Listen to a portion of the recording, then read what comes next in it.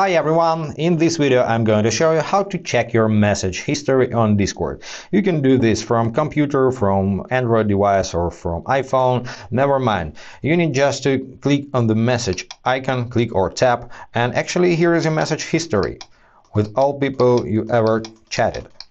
So if you deleted some messages from the history, you can get all of them by going to your user settings, this gear icon next to your profile name, and switch to data and privacy and find request data.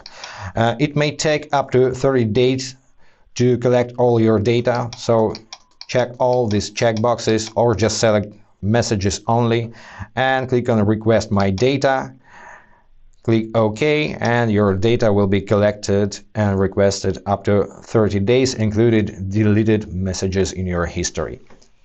To request your data from smartphone, you need to tap on U tab at the bottom right, then tap on the gear icon, and once again go to data and privacy, and in this section you can request your data, but I've already done it. That's pretty it, guys. I hope this was helpful. If yes, subscribe to the channel, hit the like button and be awesome. Bye.